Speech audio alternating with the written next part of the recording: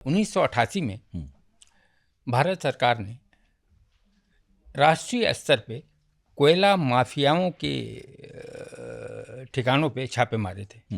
9 जुलाई 1988 वो डेट अभी तक याद है। हाँ, वो बड़ा ही विख्यात घटना है एक, मेरे ख्याल से भारत सरकार के लिए, जब उस समय राजीव गांधी प्रधानमंत्री थे देश के।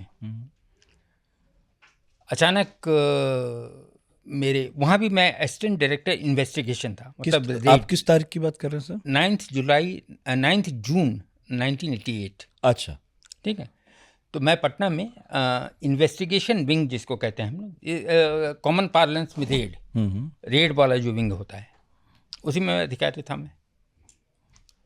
तुम्हारे चीफ कमिश्नर हमको उसी रेड वाले पोस्ट पे भेजना चाहते थे वहाँ। ठीक है।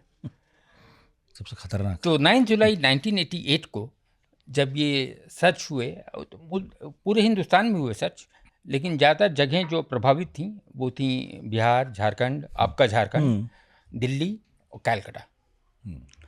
कोयला से संबंधित यही सब जगहें थी। हुआ कि सर्च होना है सैकड़ों जगहों पे, इन 4 शहरों में होना है सर्च। तो मेरी भी ड्यूटी लग गई उसमें। मुझे सर्च के लिए भेजा गया। एक जगह है वहाँ, एक छपरा जिला है बिहार में, वहाँ एक अधूपुर गांव है, जहाँ वन ऑफ द पर्सन्स जो माफिया कहलाते हैं, सकलदेव सिंह, उनका पैतृक निवास स्थान है। तो जब इनकम टैक्स की रेड होती हैं तो वो सारे ठिकानों पे होती हैं कि पता नहीं कहाँ कुछ रखा हो।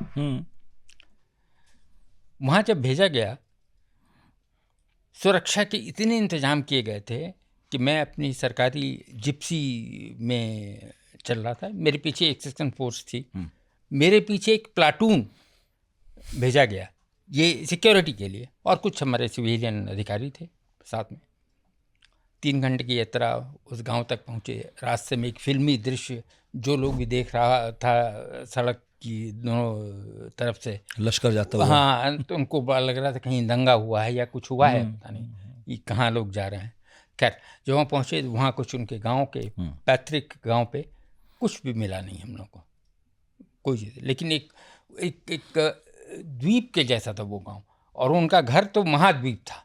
एक विशाल सा मकान जिसमें एक सिर्फ भृत्य किस्म के लोग घूम रहे थे। ठीक है। और चारों तरफ क्या था? और चारों तरफ गरीब जनता थी गांव, जैसे एक प्रारूपिक गांव में होता है। अच्छा, वो बीच में थे। हाँ। तो हम लोग की सर्च की जो कार्रवाई थी वो तो 2-3 घंटे में ख़त्म हो गई। बस आने जाने में जितना समय लगा, हम लोग पटना लौट आए। जब वहाँ पहुँचे तब पता चला इन माफियाओं के ठिकानों पे सारे भारतवर्ष में सर्च हो रहे हैं, और धीरे धीरे खबरें आ रही थी हमारे कंट्रोल रूम में। ये पता चल गया कि सब्सटेंशियल क्वांटिटी में हर जगह से ज्वेलरी, कैश, ये सब चीज़ हो रहा है। इस तमाम सर्च में सूरजदेव सिंह भी शामिल थे, जो कि हम लोग की कल्पना के बियॉन्ड था। ये सोचना कि सूरजदेव सिंह के यहाँ कभी इनकम टैक्स से रेड हो जाएगी। लेकिन इस सर्च का एक बहुत बड़ा फ़ायदा हुआ है इनकम टैक्स डिपार्टमेंट को। हम लोग की छवि रातों रात इनकम टैक्स डिपार्टमेंट के अधिकारी हीरो बन गए। ये मैं लोगों से मिलता था अगले दिन, तो मैं देख सकता था उनकी आंखों में। धनबाद से एक फेमिलियरिटी ये घटना भी थी। मैंने 1992 का वो दिन, जब हमारे चीफ कमिश्नर ने हमसे पूछा कि कहाँ जाओगे, अगले ही दिन आके उनको कहा कि सर हम धनबाद ही भेज दीजिए।